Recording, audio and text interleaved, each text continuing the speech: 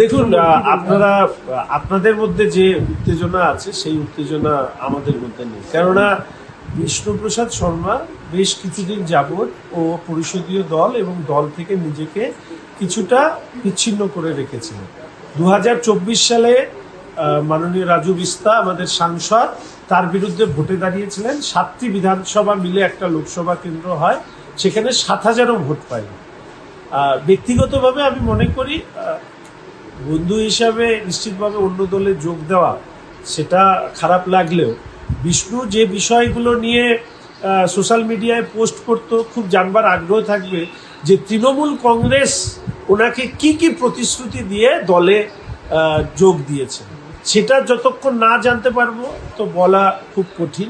এবং তার পাশাপাশি আমি আশা রাখি যে বিষ্ণুবাবু তার যে নতুন রাজনৈতিক জীবন শুরু করতে চলেছে, সেই রাজনৈতিক জীবনে প্রথমেই যেভাবে লোকসভা নির্বাচনে বিষ্ণুবাবু তিনি কি বলবো প্রায় মাটিতে মিলিয়ে গিয়েছিলেন, ঠিক একইভাবে 2026-এর লোকসভা নির্বাচনে বিষ্ণুবাবুর তৃণমূল কংগ্রেসের অন্তর্ভুক্তি, তৃণমূল এবং বিষ্ণুবাবু একই সাথে দুজন ডুববে।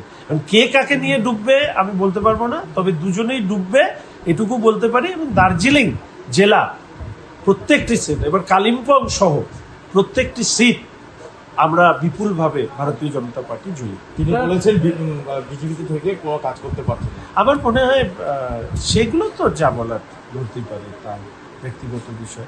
2024-এ তিনি বিজেপির প্রার্থীর বিরুদ্ধে দাঁড়িয়েছিলেন লোকসভায়, দাঁড়িয়ে 7,000 ভোট পেয়েছিলেন 7টা বিধানসভাতে। এবার প্রশ্ন হচ্ছে যদি একান্ত বলেন ব্যক্তিগতভাবে ভাবতে, তাহলে আমি শুধু এইটুকু বলবো যে ওনার যে বিধায়ক হিসাবে উনি যে কন্ট্রিবিউট করতে পারতেন কার্শিয়াংয়ের মানুষের জন্য, তিনি সেটা করতে পারেন। বরঞ্চ 24-এর পর থেকে বা তার কিছুদিন আগের থেকেই উনি প্রায় মানে রাজনীতি বিচ্ছিন্ন মানুষে পরিণত হয়েছে। ফলে এখন উনি নিশ্চয়ই ভেবে রেখেছিলেন কোন সময় যাবেন, ফলে সেই অনুযায়ী গিয়েছেন।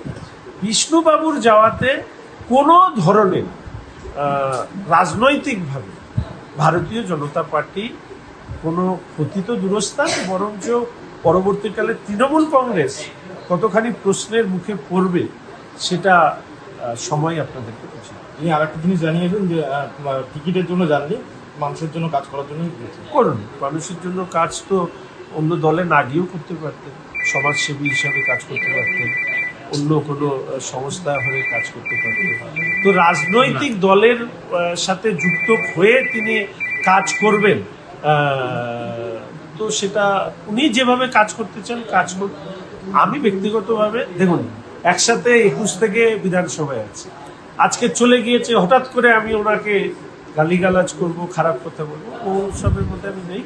আমরা বন্ধুই ছিলাম, প্রচুর কথা হতো, হোস্টেলের আমরা একসাথে থাকতাম। আমরা জানতাম ও দলের থেকে অনেক দূরে সরে যাচ্ছে, ব্যক্তিগতভাবে বুঝিয়েছি, কিন্তু ওর নিজস্ব ভাবনা আছে, বাচ্চা ছেলে তো কেউ নেই, ফলে ও যেটা ভেবেছে সেটা।